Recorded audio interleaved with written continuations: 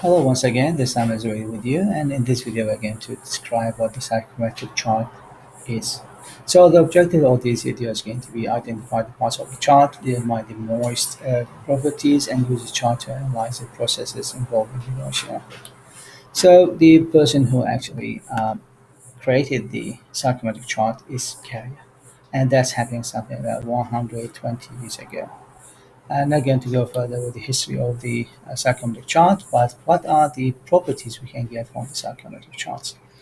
We mainly need to have two out of these 12 parameters, and we're going to be able to find the other 10 parameters. Mainly, we need to find the measure the dry bulb temperature, number 4, and the wet bulb temperature, number 6, and from there we can go further to find all the other properties of the air. This is an example of the psychometric chart, and the most exact calculation of the thermodynamic properties of the motion air is going to be based on the formulation developed by the Highland and Wexler. And both people work in the US National Bureau of Standards. Uh, well, all the cycles are going to be the same. The only difference mainly is going to be by the different unit. Some of the psychometric chart, and that's the one we're using in Australia, are using the SI unit, and the other countries like United States, they're using the IP standard, which is the pound and the Fahrenheit.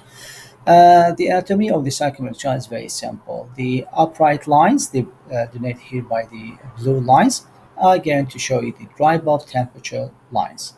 So we're going to go to the x-axis here, or the lower horizontal axis, and this will represent the dry bulb temperature, which measured, of course, by the psychometric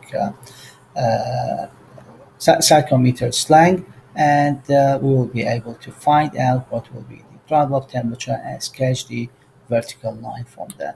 The other lines are going to be for the wet bulb temperature, and if we're going to go through the curve of the psychometric chart, we can find the numbers which are increasing by fives.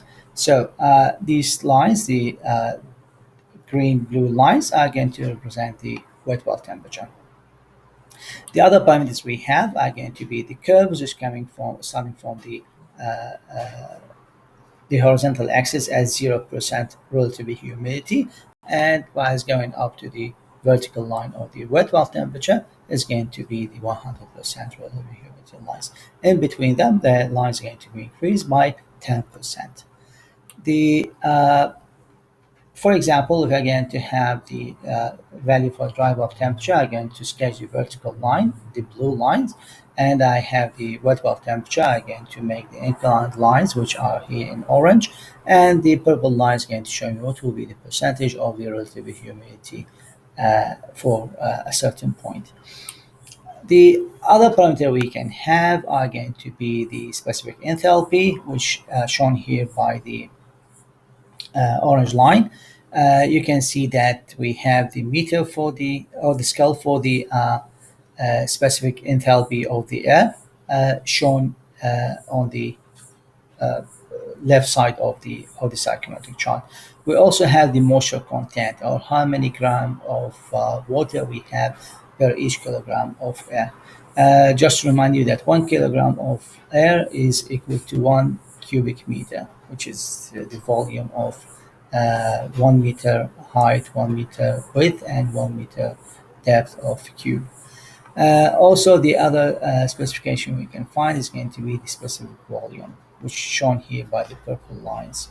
The specific volume values can be read just below the dry bulb temperature line by using the line sketch coming from the top left corner of the sketch toward the horizontal line.